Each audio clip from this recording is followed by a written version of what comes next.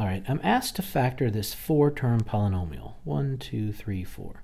And oftentimes, when you factor a 4-term polynomial, you can use factor by grouping. Okay, this doesn't always work for all 4-term polynomials, but some of them are set up correctly, and it's going to work this way. Now, when you factor by grouping, what I'm going to do is I'm going to take the first two in a group, and then I'm going to take the second two in a group. And I'm looking for a greatest common factor. Once I take out the greatest common factor, I should have a greatest common factor between the first group and the last group.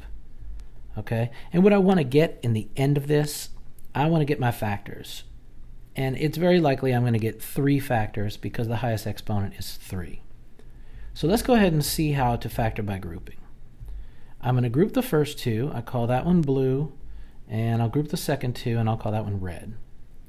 Looking at the blue group, is there something that I can factor out of these two? Well, yeah, I can factor out an x, right? What about 2 x's? Sure. What about 3 x's? Well, although I can take 3 x's out of here, I can only take 2 out of here. So my greatest common factor here is x squared. All right, I can't factor out a number because the coefficient here is 1. The greatest common factor would be a 1, and so there's no point in doing that. I'm taking out an x squared. What am I left with? I'm left with x plus 9. Now, for the second group, very important that if this is a minus, I need to bring down the minus. Okay? My leading term of my second group is negative, and whatever I factor out is going to be negative. So I'm looking between 16x and 144. Right? They don't share an x, but they do share a number. I know 2 goes into both of them. 4 probably goes into both of them. But you know what? Let me try 16. I know 16 goes into here. Do you think 16 goes into 144? I get my calculator, and I do 144 divided by 16. Yes, okay, 9 times. Right? And that's as big as it goes. Nothing else can go into 16 other than 16. That's the largest number. So I'm going to take out a negative 16. I'm going to factor out a negative 16. In the first term, I'll be left with x. And now since I'm factoring out a negative, this will become a plus, right? It's like factoring out a negative and a negative. This will be a plus. And then 16 goes into 144 9 times. Okay?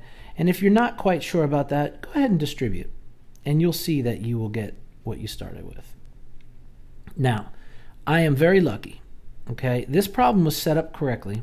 So when I look at my blue group and my red group, I have a very obvious factor of x plus 9.